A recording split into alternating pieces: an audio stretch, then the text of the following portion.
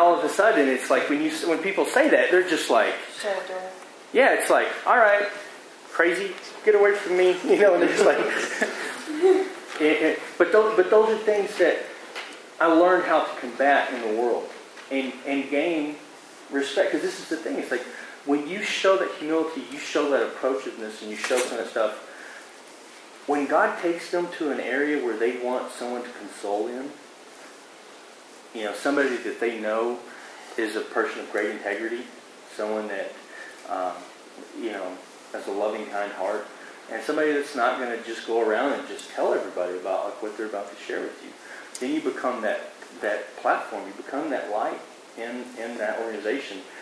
But I still struggle with it, even in my mind too, like you were talking about. I know exactly what you were saying.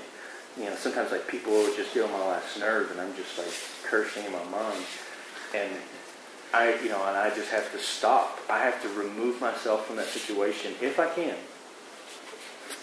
And like literally, like I'll sit there at my computer and I'll look like I'm working, but I'm not touching the keyboard. I'm just praying, and I'm, at the end of my rope at this point, and they're like, people are coming to the door like, "Hey, sir," and I'm like, "In a minute." In a minute, and I'm really trying to, and that's how I am dealing with it. I'm not saying that that's something that you have to do, but those are same struggles that I'm walking through today, and that's how I do it. If I make an open display full of myself with my mouth, I make it a point to humiliate myself, bring myself on the humility scale, to rectify the situation. Any questions? Other questions? No, I tell you, like I said in the beginning, I do not have this figured out by any means. I find that with that issue, trust me, man, I used to walk into a place and sailors would come out, red-faced. I used to be able to cuss a red, blue streak like you wouldn't believe.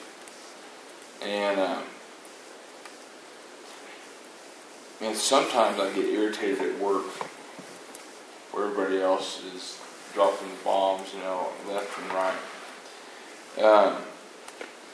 And sometimes I'll come home and it'll translate to home. But one of the things that has helped me tremendously is, I know you're not married, but in this situation, I have my accountability partner who's holding me accountable with what is coming out of my mouth. And in situations like that, I think one of the strongest things you can do is have a friend, even one of your friends there, that does cuss all the time. Because it's amazing. I worked with a guy who never cussed. Everybody else cussed around him. This guy never cussed. And whenever he did, the whole place got quiet. He was a Christian man, and I wasn't a Christian yet. And everybody just was really shocked. And they're like, why are you cussing? And so you can still have friends that are still doing, I know you want to be able to change them as much as you want to change yourself and everything else, but when you have those kind of people around you, if you'll have somebody help you, sometimes say, "Hey man, don't be using that language." I know it sounds kind of strange, but I've seen it actually in action. And so when people who are not Christians, they don't see that duality. They don't see the conflict there. But they'll help you. But they don't see anything wrong with it. And really and truly, when you get that kind of opportunity, it's a good witness tool also. Because you're not trying to say, "Hey man, I'm different than you," or anything else, or you can't be yourself around me. You don't want to, like you're saying, shut the door. They know that you don't want to do that. And that's perfectly acceptable, and people understand and respect that. So it's just, get a friend that you can talk to. Pray a lot about it, of course, but if can you have somebody there that you work with that would be willing to do that? Or just tell people that you really don't want to cuss. You know, I really don't want to. And if I do, point it out to me. Yeah. Trust me, I get told that. You know, sometimes something will slip with me at work. They're like, "Oh, the Christian cusses." I'm like, "Oh, man." And so, I mean, it's a slap to my face. But they tell me. You know, and so it keeps me in check. Now, they haven't changed. They've changed how they speak around me. But I'll hear them in other rooms, and they'll be using the F-bombs and everything else constantly. And but when they come around me, they really don't use it as much, which is kind of funny. And they don't treat me any different. But they also hold me accountable if it does come out of my mouth. So it's just people will respect it. Mine's kind of like a similar issue, but it's different in the same way. My stepsister has Down syndrome, and one of the biggest, most, like, people don't really realize how offensive the word retarded is. And, like, in my family, it's, like, a really, really big deal.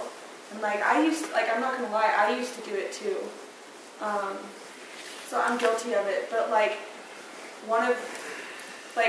I've kind of, like, being at work, people use it all the time, and, like, as soon as I hear the word, I'm just kind of like, my whole body just clenches, and, it just sets me, like, I come so close to just blowing a casket, because it's like a stab to my heart. Mm-hmm. And, like, and I've just been wondering lately, is it crossing the line? Like, if you don't know the person very well, is it crossing the line and you don't see them very often to just say, hey, you know what, can you just not say that word around me? Like, I say it with, like, the people that I've talked to the people that I'm close to, and I'm very around them frequently. Yeah. But, like, I just, like, going up, to me, it's weird to, like, hear somebody, like, I'll hear somebody say it, and I, like, barely even know them. Like, and to me, it just seems weird to just go up to them and be like, don't use that language around me. You know what I mean? Yeah. So where's the line? I think that a lot of times, I know for me, it's kind of like how you use it, and I'll give you a parallel in that case. I think that in situations like that, like, you're not asking people to do it out of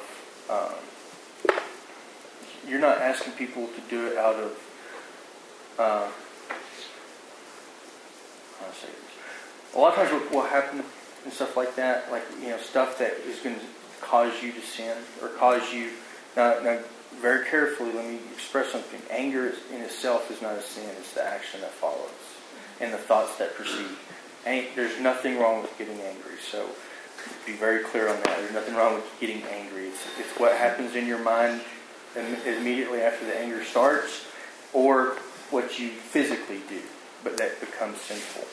So having a reaction to something in itself is not a problem, or not a sin.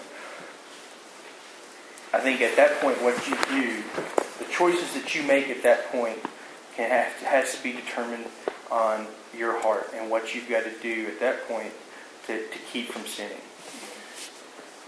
In those situations, I think you got several choices.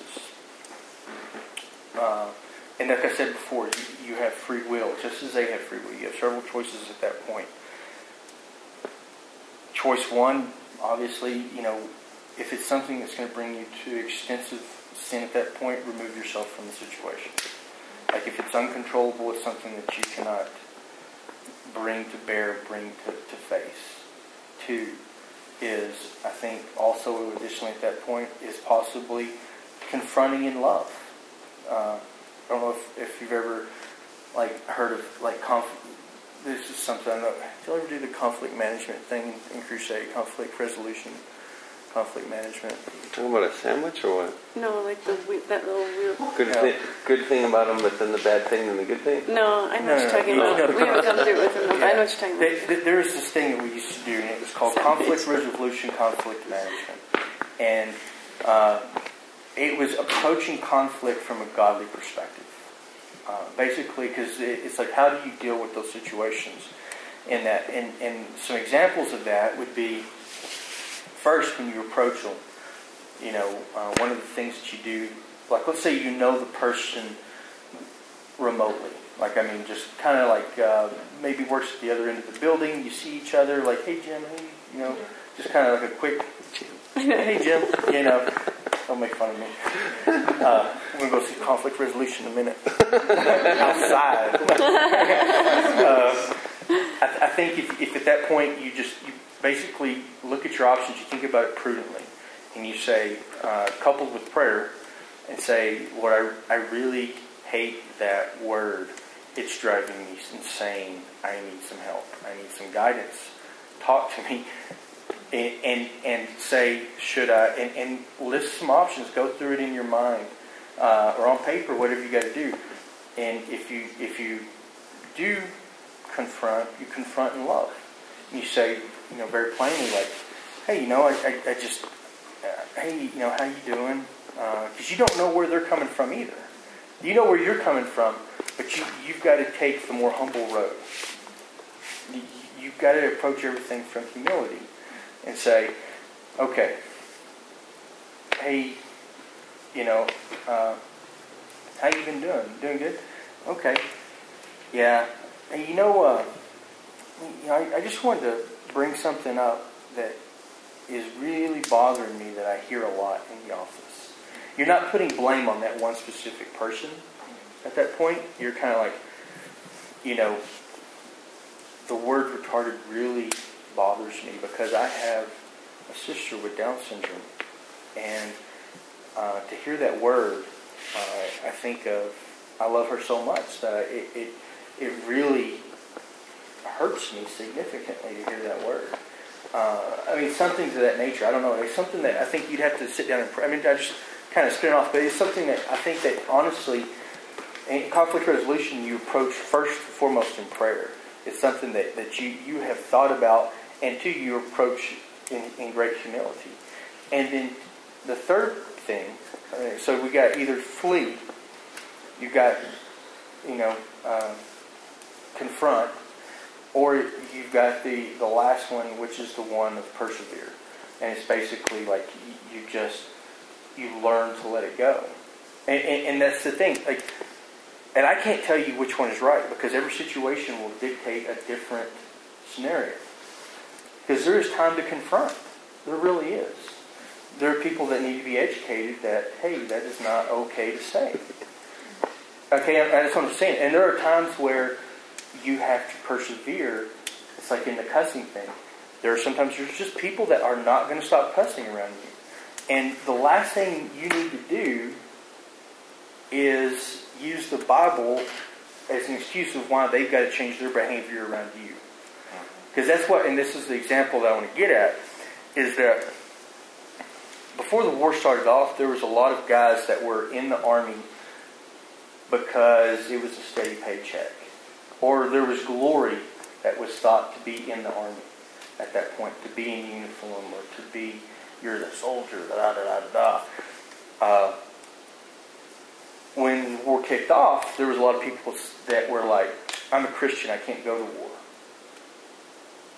And yeah, it's like the Bible says, thou shalt not kill. Taken completely out of context. It's like, but there were those people that they came out of the woodwork. And in the same situation, they hid behind their faith and never really understood what they were supposed to do. And so, everybody here knows that you're going to go out into the world. It's going to happen. And you're going to be confronted, even with stuff that isn't like that was a great example. you're going to be confronted with things that are going to push you to the moment of sin.